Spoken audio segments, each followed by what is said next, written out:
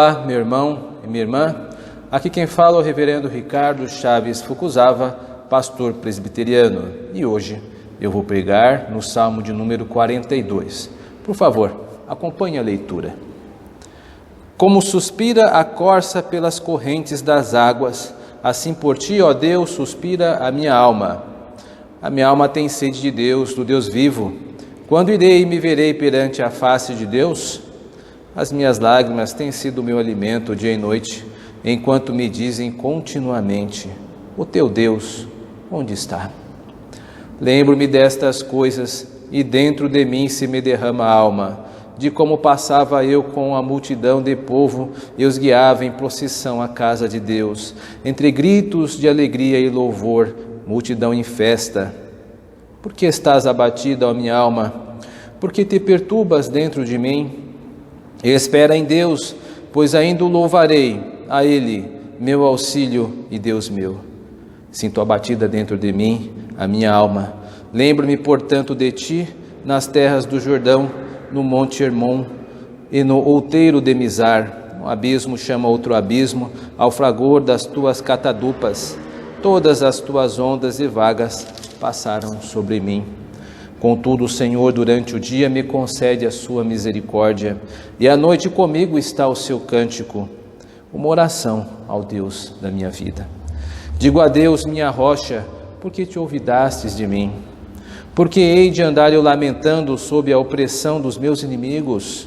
Esmigalham-se meus ossos quando os meus adversários me insultam, dizendo: o teu Deus, onde está?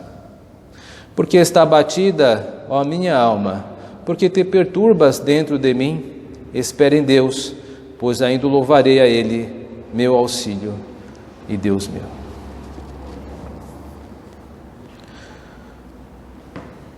Há diversos tipos de alegrias. Você deve saber disso. Por exemplo, eu posso dizer que existe a alegria de ser pai. É uma grande alegria poder ter filhos. Agora também é uma grande alegria ser casado, constituir uma família. Como também o trabalho, ele proporciona para nós diversos tipos de alegria. Portanto, existem diversos tipos de alegria, mas também existem diversos tipos de tristeza. Existe a tristeza pela perda de um ente querido. Existe a tristeza por ações que tomamos e acabamos nos arrependendo depois. Agora é certo que se existem diferentes tipos de alegria e diferentes tipos de tristeza, geralmente temos mais dificuldade com a segunda, com as tristezas. É por isso que precisamos da orientação de Deus em momentos de tristeza. E para que possamos acolher na palavra do Senhor, que foi lida agora, as devidas orientações, primeiro precisamos fazer duas perguntas a este texto, para que possamos entender. A primeira pergunta é: por que o salmista está triste? Afinal de contas, qual é o motivo da sua tristeza? Ora, nós não precisamos procurar muito. Ele mesmo diz: o motivo da sua tristeza é porque ele não pode ir à igreja. Veja que no versículo de número 2, ele diz que gostaria de ir e estar diante da face de Deus. Ora, esta expressão, estar diante da face de Deus, é uma expressão muito comum para se referir a estar diante de Deus no tabernáculo, ou mais posteriormente, depois da época de Moisés, no templo a partir de Salomão. Estar diante de Deus é comparecer nas grandes festas, nos sacrifícios. É disto que o salmista se queixa. Ele não pode estar diante de Deus. Por exemplo, em Êxodo, no capítulo 23, no verso 17, está lá um texto dizendo assim: 3 vezes no ano todo homem aparecerá diante do Senhor Deus. A respeito das 3 festas que os israelitas deveriam comparecer na cidade de Jerusalém, onde está o templo. O caso é que o salmista se vê impedido de estar ao templo. Esse é o motivo da sua tristeza. Ele não pode ir, colocando em nossas palavras, ele não pode ir à igreja. Agora, uma outra pergunta também precisa ser feita para entender esse texto. Por que ele não pode ir à igreja? Ele também responde isso. Ele diz que não pode ir à igreja porque ele está em exílio, ele está exilado da sua terra natal.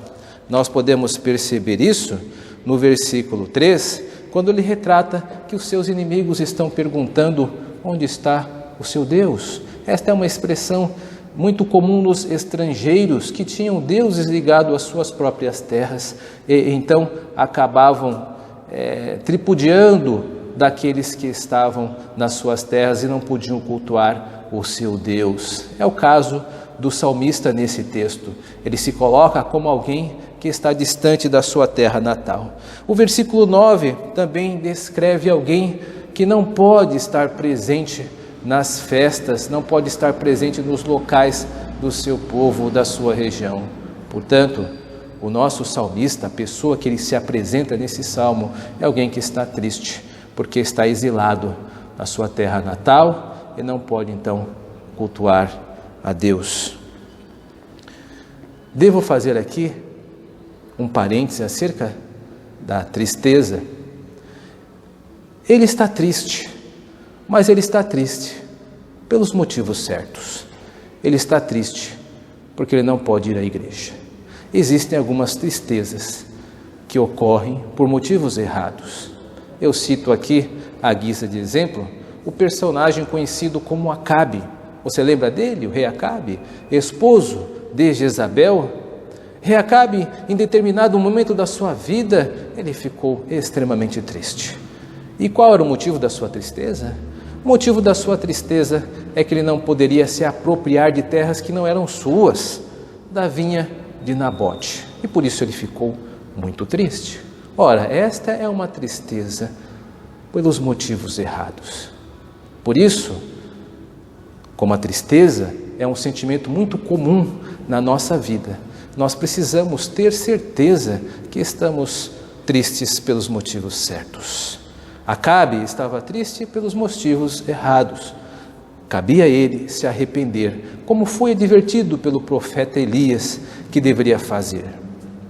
Agora, se você, como eu, está triste pelos motivos corretos, por exemplo, pelo fato de não poder cultuar fisicamente a Deus, então você pode colher das duas orientações que estão aqui, que Deus nos dá para que possamos buscar nele conforto em momentos desse tipo de tristeza.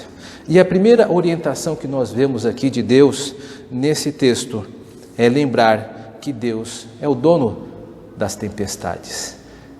O que eu quero dizer com isso? Que é Deus o grande dono de todas as circunstâncias. Nós vemos isso, por exemplo, expresso aí no versículo de número 8, quando ele diz acerca de Deus: contudo, o Senhor durante o dia me concede a sua misericórdia, e à noite comigo está o seu cântico, uma oração ao Deus da minha vida.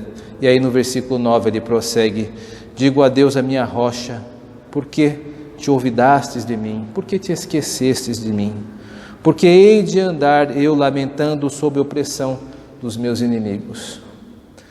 Esta expressão que eu me referi, Deus é dono da tempestade, é para que possamos perceber que o salmista não vê os seus inimigos e nem as adversidades que enfrenta como situações autônomas. Não, todas essas situações estão abaixo do governo de Deus. Em última instância, é Deus que fez com que estas situações se aproximassem do salmista. Ele se recusa a ver autonomia dos seus inimigos. Estes inimigos que agora o afrontam são inimigos que Deus mesmo permitiu que assediassem o salmista. Isso é importante, meus irmãos e irmãs. Não podemos imaginar que Deus perdeu o controle da situação. A história demonstra que isso é possível. Não sei se muitos se lembram, no Japão, alguns anos atrás, foi vítima de um grande maremoto. Ganhou a imprensa uma imagem terrível de ondas invadindo a cidade e os carros e navios como brinquedos sendo jogados de um lado para o outro. Nesse momento, um religioso disse acerca desse episódio: olha, Deus, Ele sofre com vocês, embora nada pode fazer, Ele sofre com vocês. Meus irmãos, esse tipo de imagem de Deus é uma imagem de Deus divorciada das Escrituras. Deus não sofre conosco. Deus, Ele controla todas as circunstâncias. Ele sabe o porquê nós passamos por determinadas situações ou não passamos por outra. O governo de todas as coisas está sobre a sua mão. Deus não se vitimiza conosco. Aqui o salmista apresenta a imagem de um Deus que controla todas as coisas. É o dono da tempestade e dos raios. E isso, de certa forma, é um consolo, porque Ele sabe que no momento certo a tempestade há de passar. Como é que eu sei disso? Porque no Salmo de número 43, que é o Salmo que provavelmente foi escrito junto com o de 42, formavam um só, o salmista se expressa da seguinte forma no verso 4: então irei ao altar de Deus, que é a minha grande alegria, ao som da harpa eu te louvarei, ó Deus meu. O Deus que é o dono da tempestade e também o Deus dono da bonança. O salmista tem certeza que a sua fé está ancorada em um Deus que governa todas as coisas. O mesmo Deus que trouxe essas situações de adversidade é o Deus que com certeza o conduzirá a um porto seguro. Portanto, lembre-se disso. Deus é o Senhor das tempestades e que isso possa consolar seu coração. Uma segunda orientação que vemos nesse texto é uma orientação de não conformismo, uma exigência de nós nos recompormos. Você pode perceber isso no refrão. O refrão deste Salmo de número 42, duas vezes repetido no Salmo 42 e no 43 uma vez. Porque está abatido a minha alma, porque te perturbas dentro de mim. São duas perguntas. Nós já sabemos a resposta. Por que está abatida? Por que está perturbada? Ora, está perturbada porque não pode ir à igreja, não pode ir ao templo. Esse é o motivo. A pergunta que é feita no refrão, ela não requer uma resposta. Nós já sabemos a resposta. Sabemos por que ele está triste. A pergunta, as duas perguntas, elas exigem uma postura. Se parece muito com aquela pergunta que nós podemos fazer para uma criança quando ela está saindo pela porta da cozinha, correndo para ganhar o quintal, e você pergunta a ela: onde é que você pensa que vai? É claro que você não espera que a criança venha responder a sua pergunta se ela tiver 1 ano ou 2. Você está dizendo a ela com esta pergunta que ela não deve sair. Da mesma forma, nós fazemos isso quando dizemos a alguém: quem você pensa que é para me dizer isso? Ora, nós não queremos que a pessoa se identifique, sabemos quem ela é. Estamos com esta pergunta exigindo que ela nos respeite em relação aos nossos posicionamentos. Esta é a razão dessas duas perguntas. O salmista exige de si mesmo um comportamento de acordo com a fé que tem. Ele quer que ele mesmo demonstre a fé em Deus, dizendo: olha, recomponha-se. As tristezas podem vir, mas eu devo reagir com fé. Portanto, essa segunda orientação é para que nós não venhamos a nos entregar na tristeza. Porque se te mostrares fraco no dia da angústia, certamente as tuas forças serão poucas. O salmista sabia disso. Por isso, recusa a se entregar à tristeza. Se acaso estiver triste, essa postura, ela tem que ser tomada por você. Não se entregue à tristeza, seja por qual motivo for. Você deve crer que Deus com certeza há de reabilitá-lo e de ajudá-lo em todo o seu processo. Portanto, meus irmãos e irmãs, este salmo tem essas duas orientações. O Senhor Deus é o dono das tempestades e também o dono da bonança, nos conduzirá no devido momento. E também que nós devemos nos recompor e não nos entregarmos à tristeza. Com certeza Deus, Ele há de nos ajudar em tempo oportuno. Confiemos, portanto, no Senhor. Eu encerro esse sermão fazendo uma referência a um provérbio muito antigo que diz assim: todos os caminhos levam a Roma. Conhece esse provérbio, mas eu quero aqui reformulá-lo. Eu quero dizer que todos os caminhos que nós passarmos são conduzidos não para Roma e nem por Roma, mas por Deus. Não importa por quais caminhos estejamos atravessando agora. Se você é um cristão, crê em Jesus Cristo como seu Senhor e a sua vida está nas mãos dele, você deve ter a certeza que por onde quer que os teus passos te levem, o Senhor com certeza os está conduzindo a bom termo. Que Deus possa muito nos abençoar. Amém e amém.